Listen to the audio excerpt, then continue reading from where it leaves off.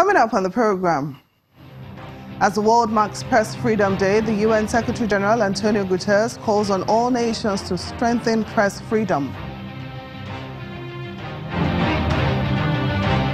Top Roman Catholic bishops in Burundi condemn a bid to extend presidential terms.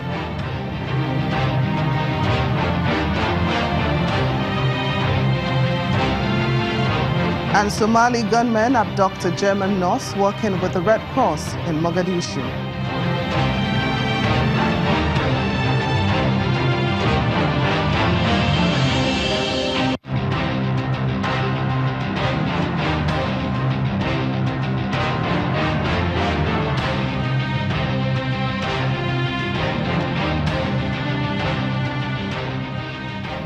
Hello and welcome to the program. I'm Temito Wefagbemi. Today, May the 3rd, is World Press Freedom Day, a day set aside by the United Nations General Assembly to raise awareness of the importance of the freedom of the press.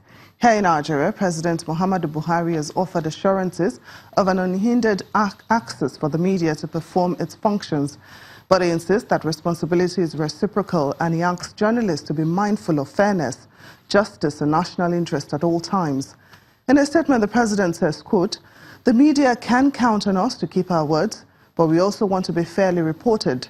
The media should hold ethics of the noble profession sacrosanct and be wary of those bent on causing disaffection in the country."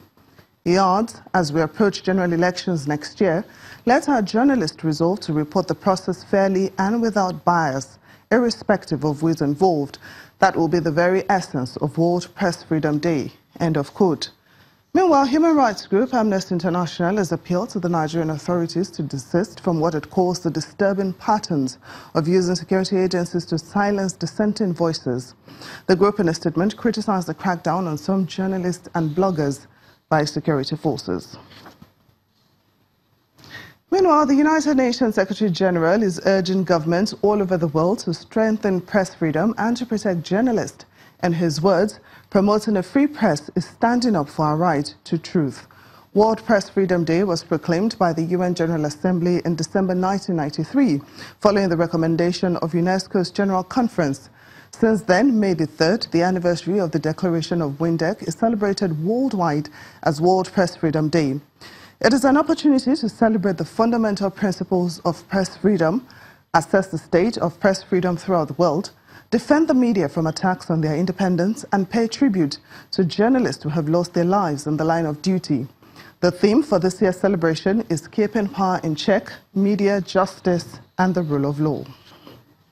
Press is essential for peace, justice, and human rights for all. It is crucial to building transparent and democratic societies and keeping those in power accountable. It is vital for sustainable development. Journalists and media workers shine a light on local and global challenges and tell the stories that need to be told. Their service to the public is invaluable. Laws that protect independent journalism, freedom of expression, and the right to information need to be adopted, implemented, and enforced. Crimes against journalists must be prosecuted. On World Press Freedom Day 2018, I call on governments to strengthen press freedom and to protect journalists. Promoting a free press is standing up for our right to truth. Thank you. Let's get more on this story from a veteran journalist, Mr. Osaze Iyamu. Thanks for joining us on Network Africa. Yeah, nice to be here. So does Nigeria have a free press? Is the press really free to do its job within the ambit of the law? Didn't quite hear you there. I said, does Nigeria have a free press? Is it really free to do its job within the ambit of the law? Oh yes, there is a relative press freedom in Nigeria. It is written into the Constitution. Although in practice there are systemic limitations, such as the half-hearted implementation of maybe the Freedom of Information Act, sometimes high-handedness and intolerance, which our authorities sometimes display when they are uncomfortable with stories. But the press has made great progress in Nigeria from the dark days of the military to the present democratic environment where there is better protection of rights generally than what we were used to. For example, closure of media houses, detention of journalists over infractions seem to be in the past now. There are fewer and fewer cases of things like that happen. I think generally there is some level of control on both sides.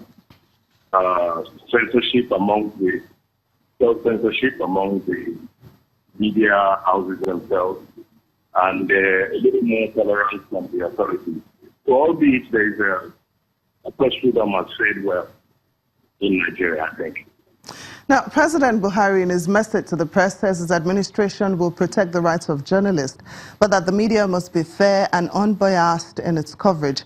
How can we achieve this, especially with the use of social media, which is largely unregulated in Nigeria? I think the president is looking down to protect not just the rights of journalists, but all rights generally. Because this is enshrined in the Constitution. But making this like conditional on fair and unbiased coverage kind of reduces it to a level of subjectivity. Because what is fair, what is unbiased, depends on your attitude or how you're feeling. You know, but I think the mainstream media are not the issue really. Rather, what you refer to as these largely unregulated social media, if that's what you refer to them, they are the challenge. And the challenge is not just for Nigeria, it's for the world generally. I think everybody is looking at it. Even look at what has happened with Facebook and what they call them, Cambridge Analytical and things like that. These are extrapolations of issues relating to press freedom and all of that kind of stuff. We need to begin to look at press freedom from another prism.